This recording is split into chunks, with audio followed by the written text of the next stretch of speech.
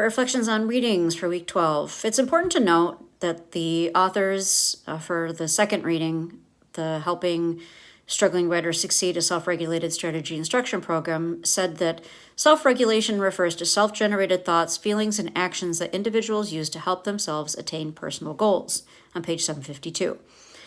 For some students, they simply lack the motivation. For others, it's anxiety over not fully understanding the requirements of the assignment.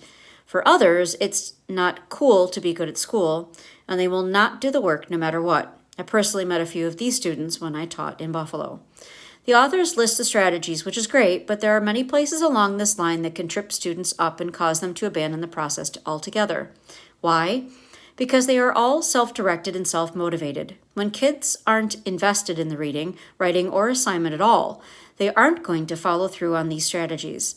This article was written in 2007. I'd be interested to see a study on whether or not today's students can perform these self-regulated tasks.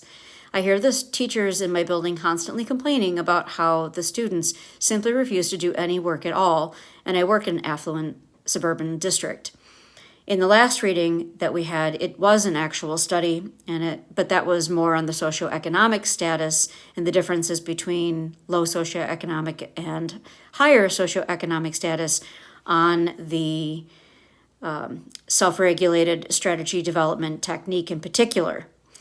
So it was interesting that that particular study didn't really show much of a difference. But what I'd like to see is how this actually plays out in 2023, not having anything to do with socioeconomic status. I feel like many of the students who need help with these strategies are exactly the ones who are considered poor writers. They are considered poor writers because they refuse to write. Assuming that we are teaching to everyone about these techniques, the importance is in the modeling of the skill and giving students ample time to practice the skill on their own. We do this in high school with things like annotating. We model what to annotate for and how, and then teachers ask the students to record and turn in their annotations. The teachers I've watched do, sometimes daily, annotation checks to make sure students are still performing them properly. When I subbed for an ENL teacher last year, I noticed some of the 5th and 6th graders were not using fix-up strategies to ensure their annotations were correct. They wait for the teacher to provide feedback instead of diagnosing the issues themselves. What was most salient for me was a listing of the stages. And I think that this particular structured approach would be helpful, but I would worry, as the author does as well, about how much time it takes. In the reading, a procedural support for struggling writers, using checklists works to help keep writers on track and ensuring they've done everything.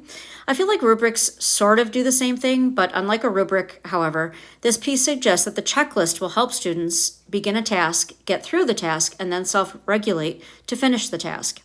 Unfortunately, I have noticed many high school students not filling out the checklists given to them by teachers.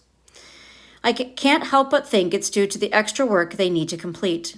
I'm so stuck on this idea of motivation for all of these materials. I guess I'm having a kids lack motivation kind of day. I think the checklist on page 105 is a good example of some of the questions that will help guide students to make sure they've included things. The point of helping someone to write who struggles with it is the specific guidance. We shouldn't just be providing feedback without the specific guidance on what they can do. The how to begin portion gets them writing. What do you know about the topic? Just jot down everything you know. It may or may not help you write the piece, but it gets the juices flowing. The planning part is crucial for students because it sets the purpose and gets them thinking about how to craft their writing. There are questions you have to answer before you write. Most importantly, who is the audience? I think we don't spend enough time on this part. The mind mapping is helpful in keeping all of the information easily accessible. Too often, I've seen students using their notebooks to keep information, but it's not properly organized. Graphic organizers are used constantly in the classes I see. I like the drafting, revising, and editing checklists too. They contain valuable prompts. This would be great if we had things like this for college, too. Especially for very long pieces. I had to write a paper last semester that needed to include 25 sources.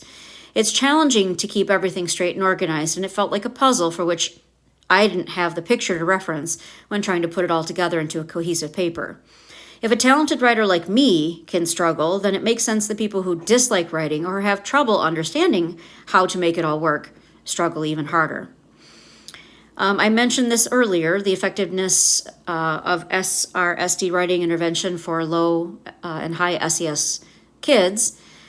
The hallmarks of the SRSD approach is that the skill is targeted, easy to remember, and easy to apply.